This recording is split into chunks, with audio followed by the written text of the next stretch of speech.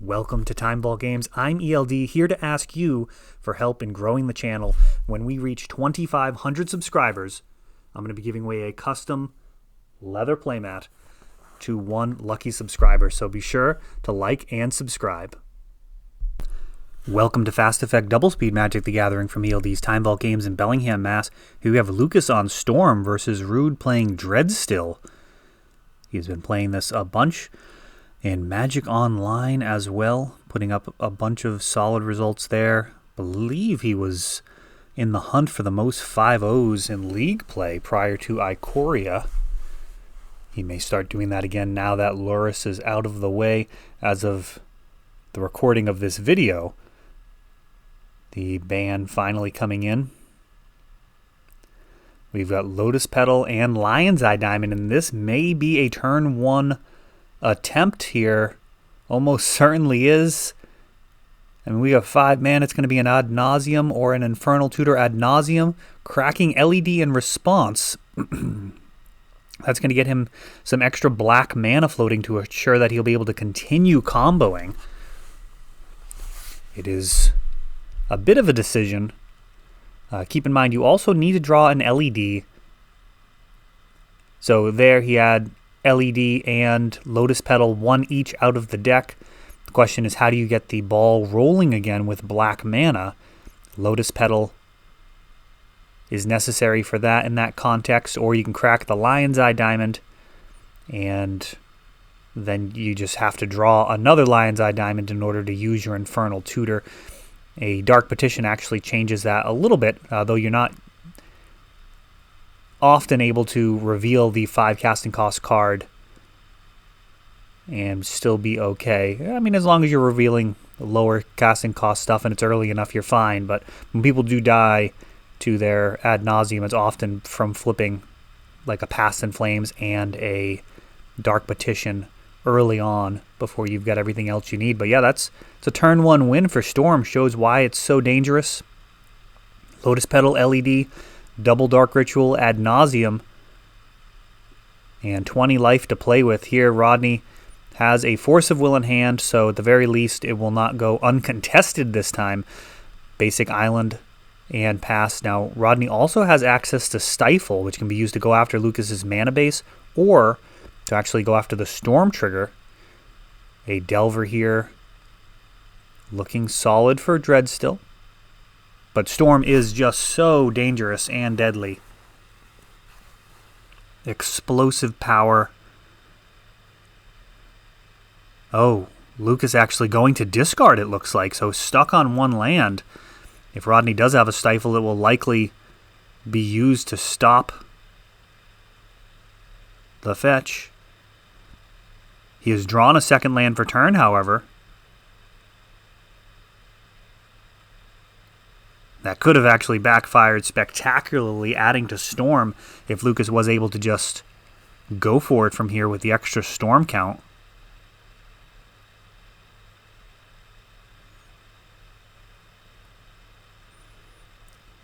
Taking damage off of this Delver is going to mean this Ad Nauseam plan is going to be worse.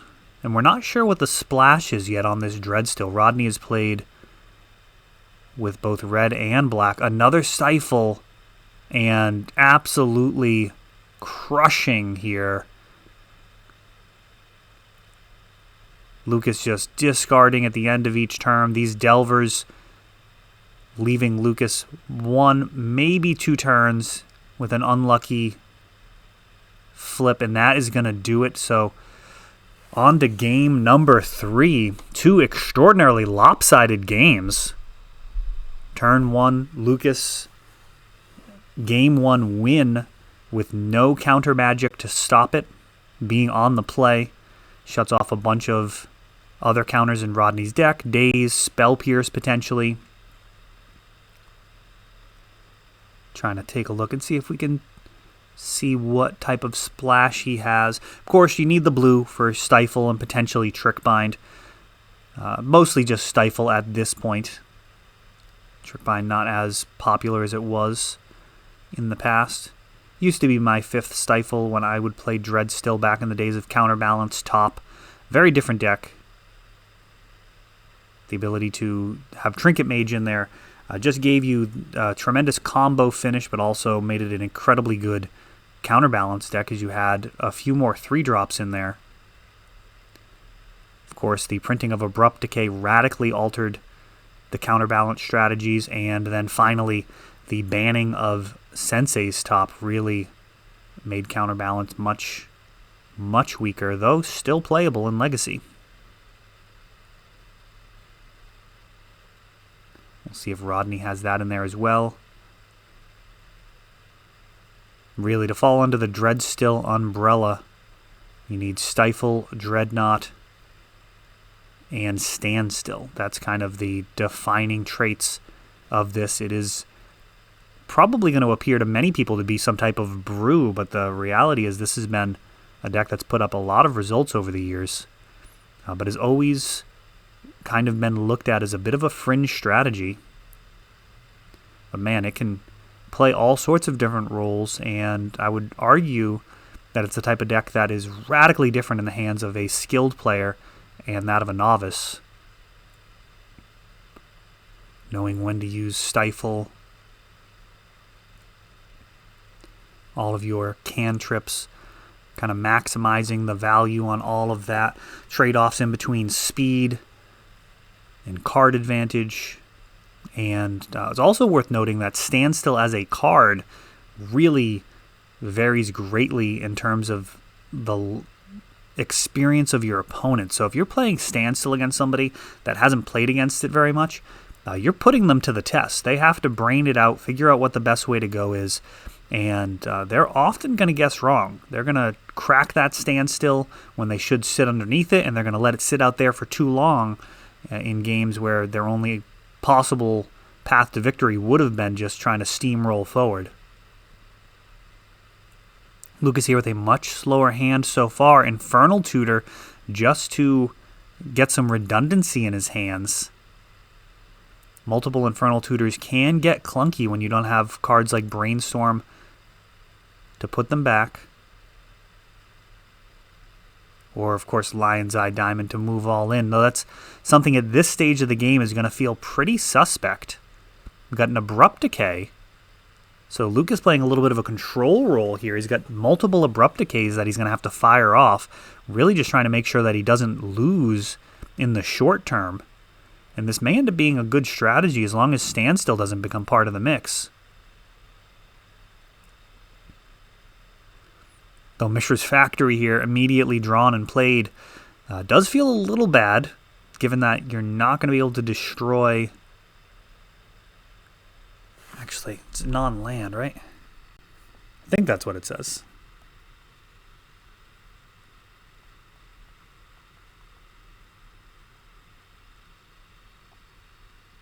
Yeah, non-land.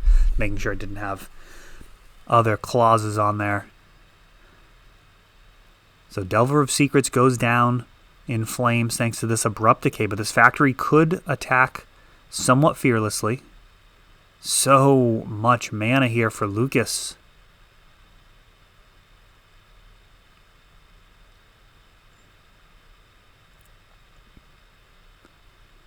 Wasteland. Oh, interesting game of chicken here. Scroll of Fate. Now this can manifest a card from Rodney's hand. This is a Commander 2019 card. Abrupt Decay is being fired off at this Scroll of Fate. He's going to be able to respond by putting in a card from his hand, and if that's a Dreadnought, this is going to feel pretty bad.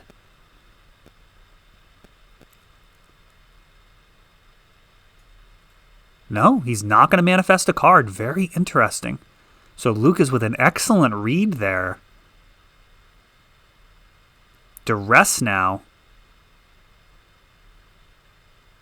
If Rodney had a Dreadnought, that would have been an absolute disaster. He could have brainstormed in response to that Abrupt Decay, trying to find the 12/12.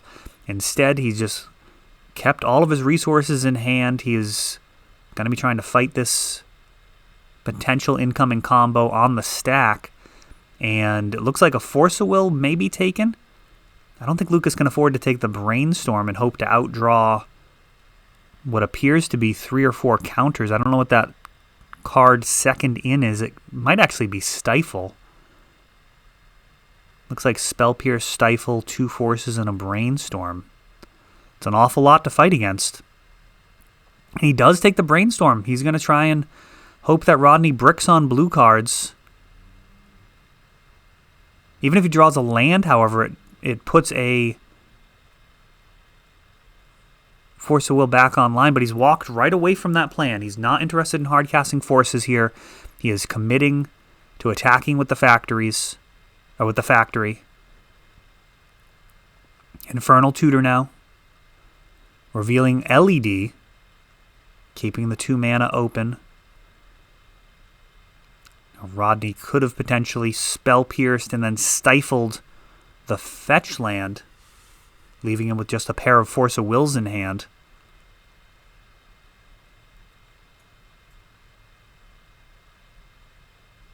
Delver of Secrets comes down.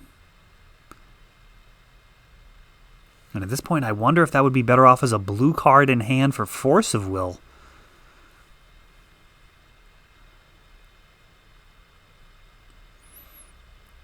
It's worth noting with these Infernal Tutors that Stifle is actually an extremely strong card when your opponent is trying to win with Infernal and doesn't quite have enough resources to use a spectacular Past in Flames finish. A lot of the time they have to Infernal, grab the tendrils for like exact lethal or even exact mana. If you can grab the Past in Flames, you'll be able to duress and Infernal Tutor revealing Past in Flames. Now there's going to be a bunch of must counter Past in Flames incoming.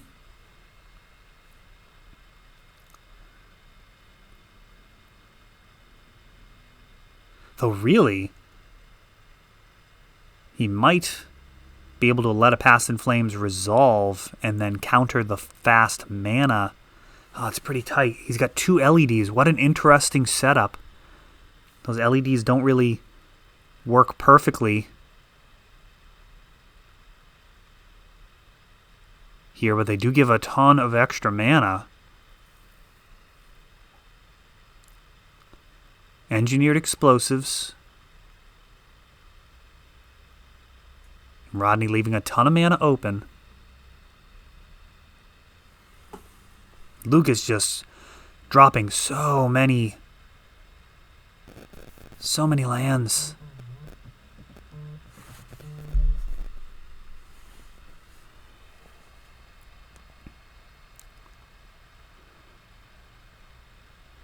Four mana, Past in Flames.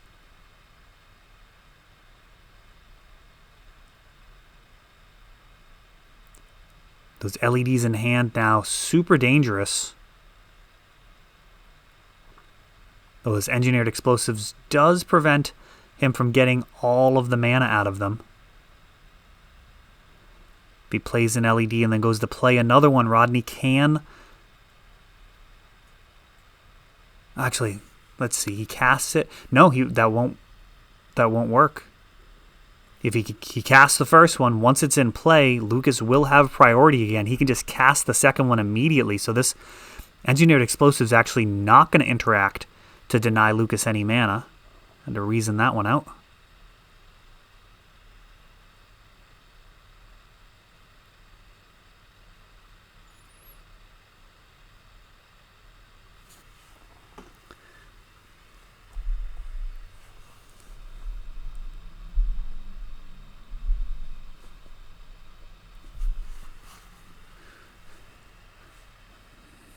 Now Rodney's facing down.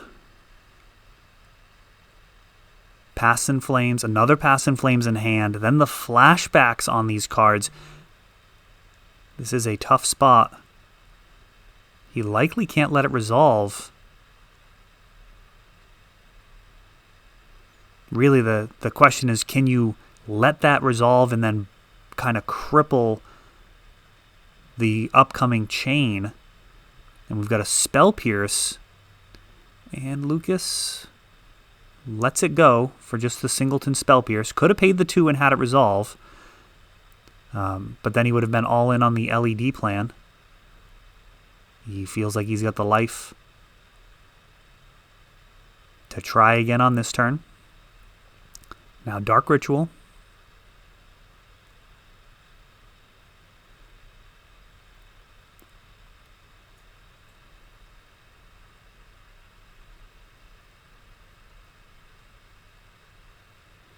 It's going to be 14 mana available to Lucas with these Lion's Eye Diamonds.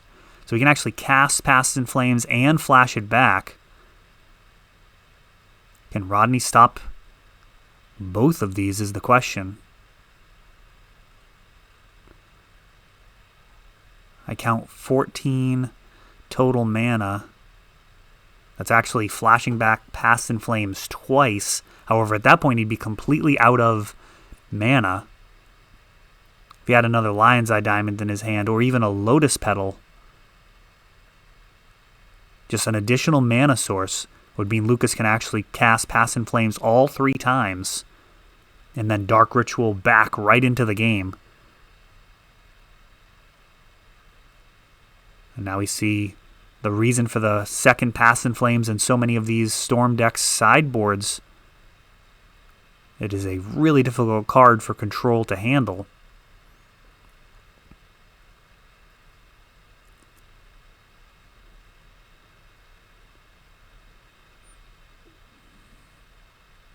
What if that's a mana source?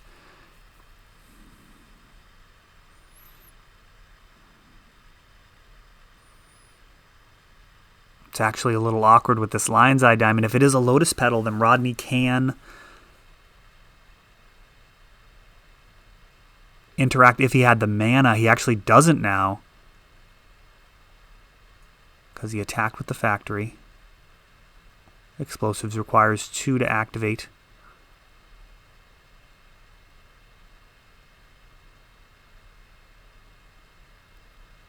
Oh, and he's letting it resolve.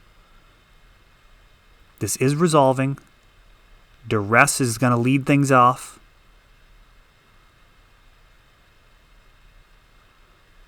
It's got to let that resolve. And as expected, a couple of forces. Spell Pierce. The Red Blast not going to be relevant here. And a Stifle.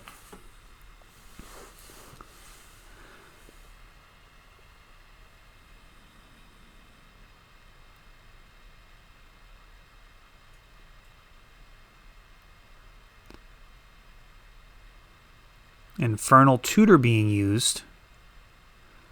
And that can get a Lion's Eye Diamond or this mystery card.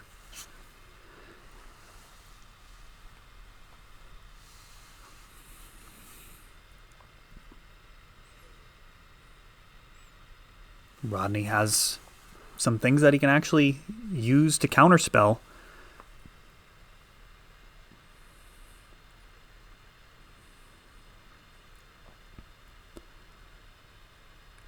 Lion's Eye Diamond certainly pushes well past Spell Pierce.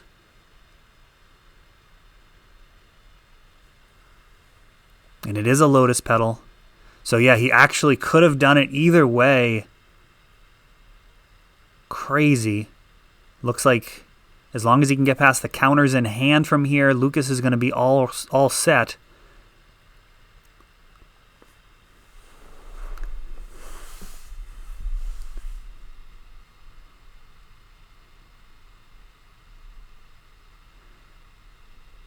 Grabbing a Duress.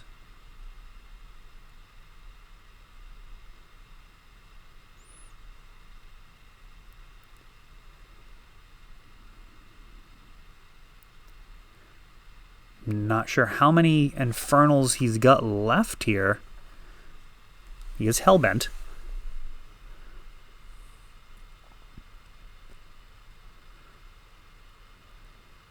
Ponder. Keeping, that's not good news for Rodney.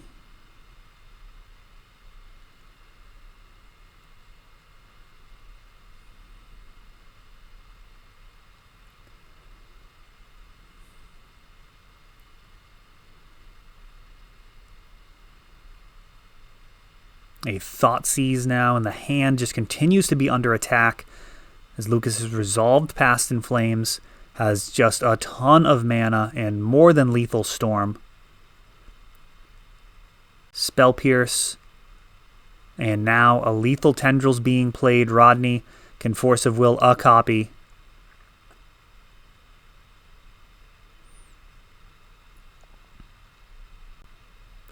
Making it clear what the mana is, and that is it. Unbelievable. Lucas with Past in Flames had the ability to actually cast the Past in Flames, then flash back 2 copies of it, getting past Rodney's wall of counterspells in a very entertaining match. That is all for this one, but don't worry, there is a lot more. You can check out our older videos, and we're always putting out new videos from ELD's Time Vault Games in Bellingham, Massachusetts. If you want to help the channel, of course, you can like, subscribe, share, tap that notification bell so you can know the next time our new videos come out. Thanks for watching.